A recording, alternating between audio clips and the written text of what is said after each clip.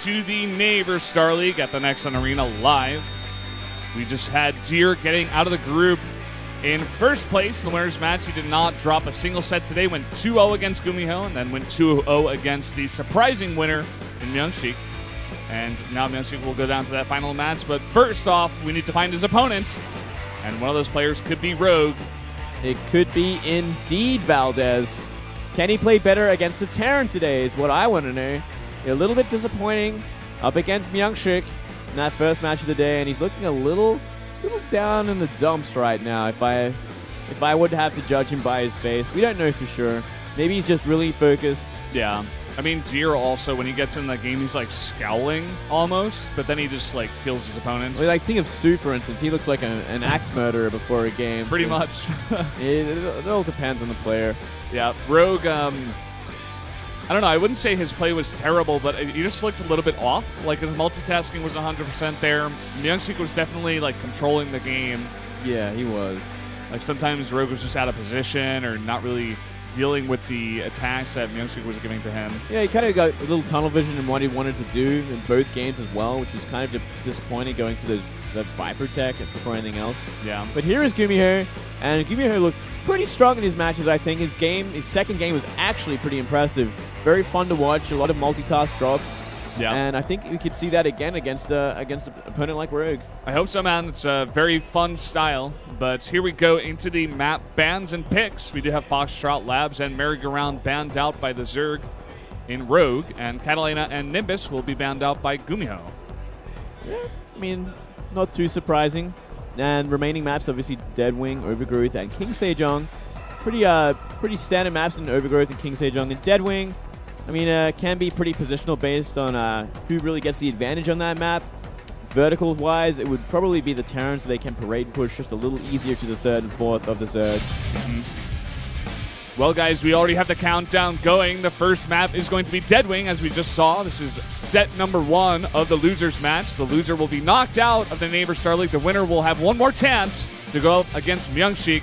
It's Rogue versus GuMiho in the losers match. Let's jump into game number 1.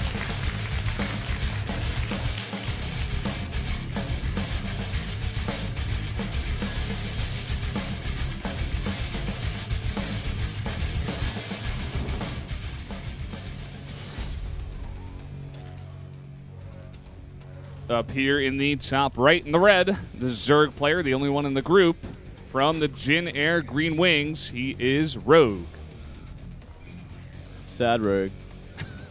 He just took like a big sigh there, man. Yeah, man. He's gotta pump up. He's gotta drink a hot 6 or something. And here to the bottom left, it is GuMiho from Invasion Esports, the Towel Terran, because his hands sweat too much. GuMiho looks determined, man. Yeah. He looks so focused right now. Well, when you're not on a Kesper team, like, you don't have as many opportunities, but there's no pro league for you. You don't have, like, the massive team of pro gamers to play with you as well. So I feel like these players that are trying to play from these foreign teams are probably just a little bit more motivated or a bit more driven to succeed because they are kind of coming in as the underdogs. Yeah, this is very important to them. Whereas, like you said before, Rogue can just be in the house kind of and survive. GuMiho is trying to make a living regardless. And Rogue, I feel like he's just got to pull his mindset together a bit here. I think he is, I don't know, I would still rate him as the better player if I had to choose one. You know, GuMiho's like an amazing player as well, but I would still put Rogue a little bit ahead, and Rogue being one of the best Zergs we do have out here. And as long as he plays his game and he doesn't get too, you know, into his head or too nervous or anything like that, I think he should be fine. Well, that's the scariest thing, isn't it? Like, what we're just seeing from him in body language alone is, like, makes you just a little bit worried for him. It's like, well, he's pretty upset about losing to Myungshik like that. Like, he really just didn't seem on point. Yeah. Especially when you, like, look at his recent results and he's defeated, like, Classic and Hero and, like, a bunch of other pro players that are miles above Myungshik. There's just something about Myungshik, man. It's like Sulky and Shine. Sulky is like 0-10 versus Shine. Well, it's because Shine just 9 pulls every game, and like pretty much. Then yeah, everyone else started realizing that, including Rogue, which got him here in the first place. And Rogue, I don't know. He's gone 3 times down now to Myungshik in a row. Maybe just getting into his head a bit here. You have to think about Rogue, like, he's going into this match against GuMiho in the losers match, but even if he wins this one, he has to go up against Myungshik once again, and that is, like, such a scary possibility for him. He already went down 2-0 to Myungshik. He has to play another best-of-3 if he wins this one. It is a scary thought. And, you know, some players just get into your mind. Like, you think twice about whatever's happening, and then we did see that in Rogue's games. He was like making sport rolls when he didn't have to. He didn't know what was going on until it was too late.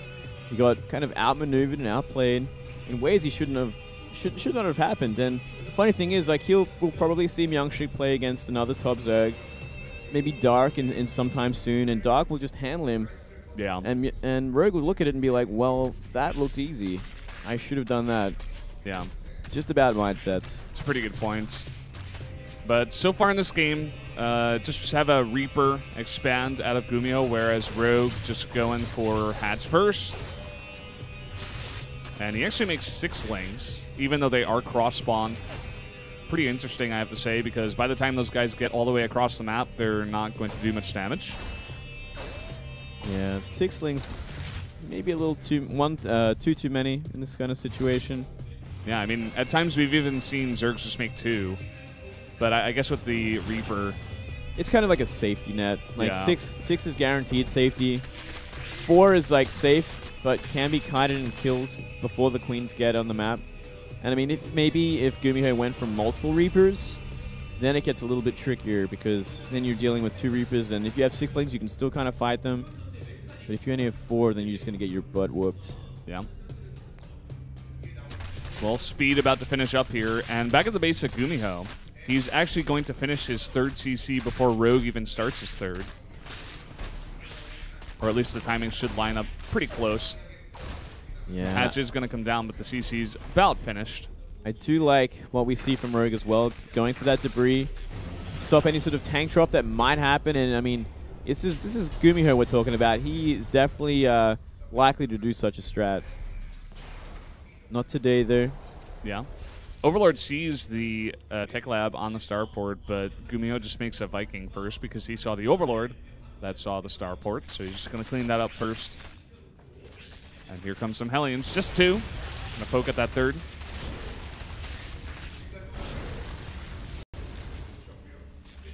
Do about 10 damage to it. And yeah, just a Viking. They find a way in, but again, Speedlings on creep are pretty fast, so it doesn't want to just sacrifice them. No, you're not going to find much. Not with 2 Hellions. But he's still continuing to make Hellions, so we'll wait and see how many he's going to go up to. And if we're going to see an armory anytime soon as well. I get the feeling, fellas, we're definitely seeing mech from GuMiho. And mind you, this is a fantastic map for mech, which is something I completely forgot to mention. You can get 4 bases so easily, and 4-base mech is so hard to deal with Zerg once it's up and running, once they have the powerful composition they need to deal with whatever you're going against. So let's see how Rogue is going to go about this, and if he can find out in time what it is, because that is one of the big important sort of things you need to know as Zerg. Yeah. Is it bio? Is it mech? If you find that out too late, you will just lose the game because you won't have what you need to threaten it anytime soon. Exactly. It affects your upgrades. It affects your unit composition. And like you said, he needs to get that scout on here. But as of now, he's not doing the best because he saw the tech lab on the starport, but he didn't get another scout. So he's adding some sport crawlers. They could just be safe, but I think he was more than likely expecting something to come out of that starport.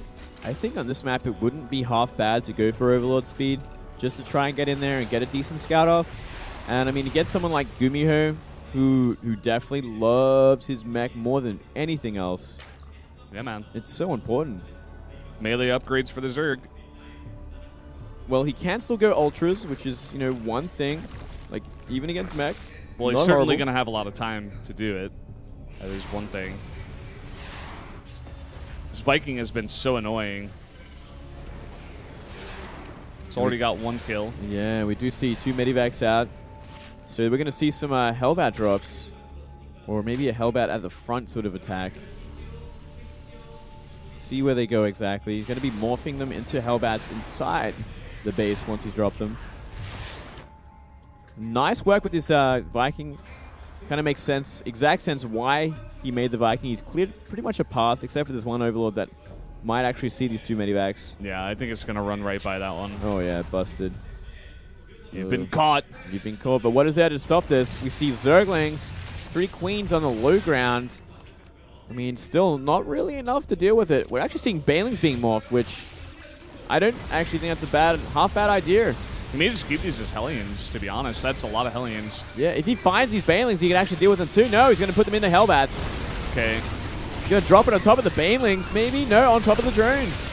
Going for the drone. So far, about 1 drone going down. I hear a lot of Baneling explosions, possibly on those Hellbats down to the south. And so far, not that much damage. Another hit could do it. No, only getting 1 more drone here. And I have to say, it doesn't look like it was the most worth drop we've ever seen. I mean, it got rid of a lot of gas in terms of Banelings, I guess. Like, it was like 7 or 8 Banelings worth of gas. So, like 200 gas and 3 drones. Nah, not really worth it. But I might have actually given away as well. Yeah, I think it did give away that it is going to be mech. Because no one usually drops that many Hellbats. And we do see the Roach Warren as well as the Infestation Pit go down, as well as Zerg missile attacks. Yeah. So he has identified this. One thing to note as well, Rogue's creep spread is extremely good. He's got so many active tumors out there. It's going to be very thick. He's going to extend that right over the base of the Terran. Another very useful tool for dealing with mech. Ooh, 2 Vikings on the map are going to find 2 Overlords. To make things even harder. He's going to get supply locked, maybe? No, he's going to let the second one go. And what are we seeing from GuMiho? We're seeing so far tanks being added and a couple of Thors.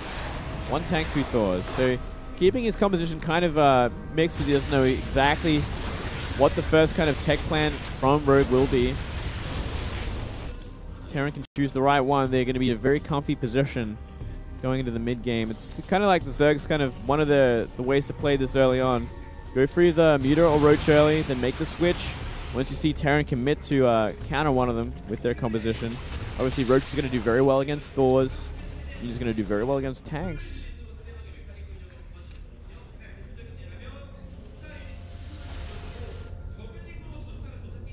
But what if they go both Valdez? You see 3 tanks. That's the question. 3 tanks, 2 Thors, 4 Vikings.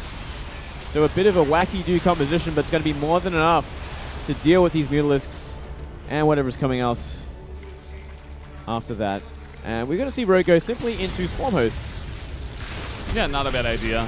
I mean, I guess there would be less paths if they were at kind of the vertical spawns, but still, it's a pretty long map. Get out there onto your very thick creep and just start playing passive, start taking a million bases. I think this is going to be a bit of a longer game, guys, so definitely go ahead and tell your friends, post on Reddit, do whatever you want to do.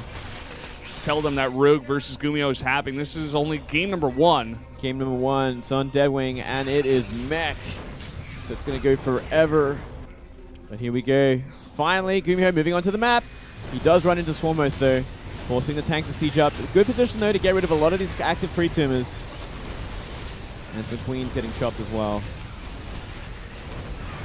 And it looks like the Mutalingo are going to come in and try and maybe trade with some Thors. No, simply not enough DPS. Yeah, not the best trade. He takes out a Swarm Host as well, and even the Vikings landing, keeping 2 of them in the sky. The rest of them do land. This is a pretty strong mech comp so far. He's adding more tanks into it. Yeah, well, one of the strongest things is the fact that they are 2-2 at this point against the 2-1 of the Roaches and Locusts. And maybe, just maybe they can clean this up. It's going to be close. Oh, man. Finally, the Locusts are doing some work. The Locusts are doing a ton of work there. Really cutting down on that mech supply, going all the way down to 156. And I think GuMiho's going to have to back off a bit here. Still, he did kind of push up a long way. Didn't get rid of all the tumors, though. He needs to kind of start scanning a little bit more if he wants to make this an easier push. And reducing the launch pad on these Swarm Hosts. Yeah. But already Hive is up here for Rogue. He does have 90 drones. And a bit of a Thor drop on the way here, but it is totally scouted. Not going to do anything. I think he might still do something. He's going to leave it for now. Instead, going to try and trade with the tanks. Using the cover of the Locusts. Getting rid of a few. Still, these 2 Thors could take out a hatchery very quickly. And there's not really much around. We do see some mutas. I mean, he saw them, but it's not like, okay, there we go. Again, these are Thors we're talking about. Thors are pretty good against mutas, but not when they're spread out in the magic box. Yeah. Really nice micro here out of GuMiho. Picking up one, having the other one do a lot of damage. Oh, wow. Is he actually going to get rid of stuff? Oh my god. Okay, no, there we go. Nearly. Oh, just barely. Okay. Not really worth the 2 Thors, but I mean, if there was nothing there, he could have claimed that 3rd hatchery pretty easily. Yeah. Rogue now 98 drones. That is almost too many. Yeah, almost. I mean, it's good to have a clear economic advantage, especially against something as ridiculously cost-efficient as mech, but still, like, you need an army as well to kind of deal with what's coming on the map. And we are seeing Hellion run-bys as well, which is so dangerous. Yeah, Blue Flame done. When they are, I believe, 3-3, 2 Hellions can 2-shot a drone. Just makes it that much crazier. 3 CCs being added right now. GuMiho coming in for a bit of a hibernation game. He's going to sleep on this one. Yeah, man. And nice counterattack to the 5th base. Ooh. This could do a lot of damage. He does get this around with a bunch of drones, but now the Viking's going to join in to land and take out that thing. But at the same time, hold that thought, Locust and Ultralisk, as well as some Zerglings coming in, trying to clean up all these tanks. Oh, he's going to get rid of a lot of them. Resetting the tank count is so important, especially when you're going swarm hosts. But still, more and more tanks coming out of these factories at the same time. That is 7 tanks at the front. Should be enough to get rid of this many Locusts pretty convincingly. And 3-3 Vikings actually doing a lot of work on this 5th hatchery. But thankfully, Ultralisk come in the nick of time. The Vikings go back up into the air, snipe an Overlord and a Muta. Uh-oh. Some Hellbats out here to make quick work of the Zerglings. And finally, the land comes back. He's trying to take out the hatchery, but not as successful as he thought it would be. These Mutas should be able to clean them all up. And that Viking force is going to be taken out. Yep, eradicated. And not a bad Muta switch at all. We see no Thors at the front lines here, defending against the Locusts. So Mutas could just fly in, deal with the Vikings, potentially, and then go for the tanks. Well, first step here is take out that missile turret and start getting to work on those SCVs. Already 6 of them going down. Could take out a gas possibly at the same time. Uh-oh, that medevac is in danger if he notices. That medevac. He didn't quite notice it. We do see 2 spies upgrading for these Mutas as well. Has to kind of start making catch up on them because he is fighting against 3-3 mech at this point. Base is being taken all over the map by Rogue. He knows this is going to be a bit of a long one as well. He's getting all the upgrades that he possibly can. And now that we have seen, ooh, nice, we do see Banshees added as well, so we can start pushing these foremost back. If these Mutas are out of position, there should be point defense zones. There are at least 1. That's a lot of Mutas. He's been right on top of those Vikings. Where are the Thors? I saw 3 coming out of time. They're not with this army. Where are they indeed? They're kind of trapped behind the tanks, actually. Yeah, even 1 tank trapped behind those tanks. Yeah. I mean, if those Thors got even 2 shots off, all those Mutas would be toast. With 3-3 upgrades like that. Just insane. So Rook's going to have to be very careful where he flies them. Ooh, Ling run by. Can they actually get in? Nope. Maybe just throwing away some supply. That as well.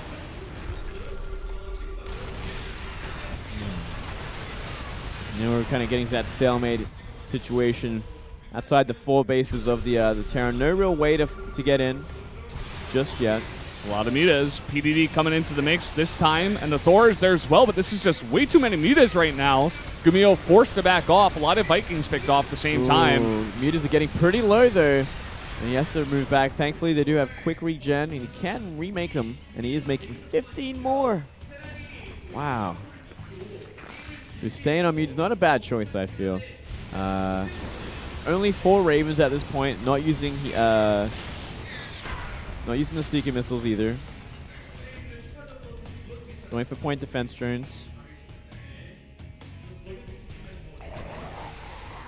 A lot of mech users will sometimes just go for like a critical mass of Ravens, which can be a good idea because it can always completely zone out the mutas with point defense drones and secret missiles while you move forward, as well as try to zone out the Swarmos as well because you fly on top of them and just drop a ton of secret missiles. And right now, Rogue's got 37 mutas. Yeah, that's a lot.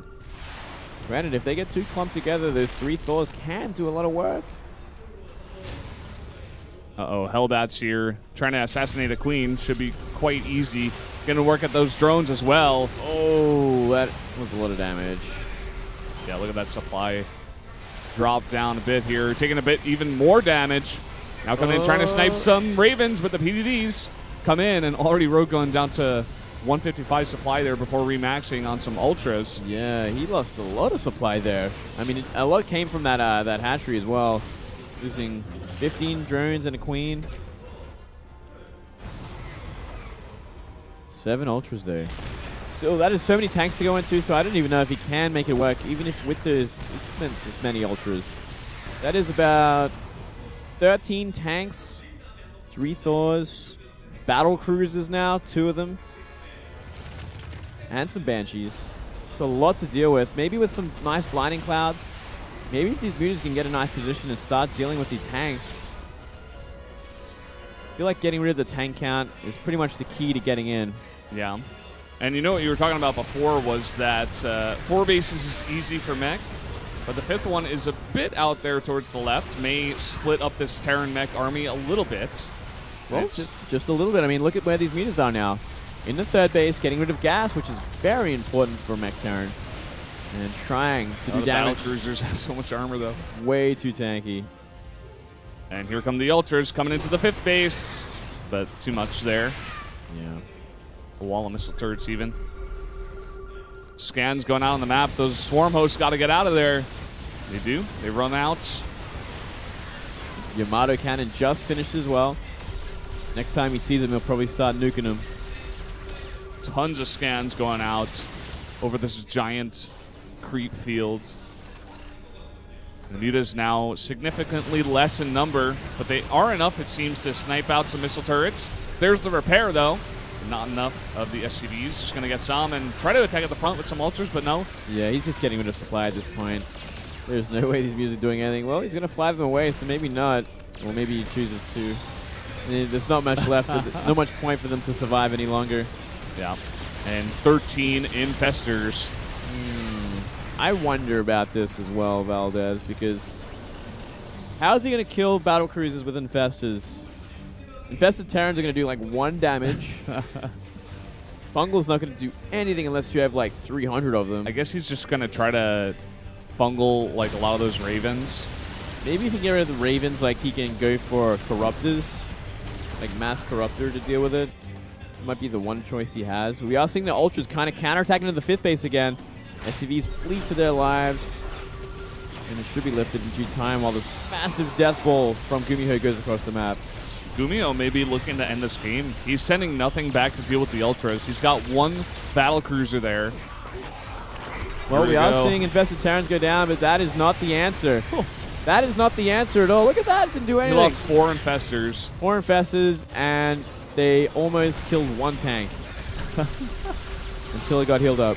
Second battlecruiser comes out. These Ultras not getting all that much damage. It looks like 15 SCVs, but it's not that bad as a huge Terran army is coming straight towards your base, taking out your swarm hosts, and getting those tanks in a great position. Yeah, there's nearly no hope left for Rogue at this point. We are seeing 23 Corruptors be made. He's still very sufficient energy on the Ravens. He hasn't really used them for anything yet. He can drop about 6 point defense drones, which should be more than enough for these Thor Viking battle cruisers to clean up absolutely everything. Yeah, and those Corruptors coming from that like 7th base over there towards the northwest. Just getting picked off 1 by 1. He's only got 27 Corruptors now. And GuMiho, he only has 24 SCVs. Okay, this is some good fungals coming down on the Ravens. He has to chain it, though. He doesn't really get it much. The infested Terrans coming out more so. And this is a pretty puny number of Corruptors right now against all of these battle cruisers. GG. just not enough. What I was saying there was GuMiho, he only had like 24 SCVs, but he was maxed out. So he had the like most gigantic mech army possible. Oh yeah, and I mean like the amount of orbitals he had so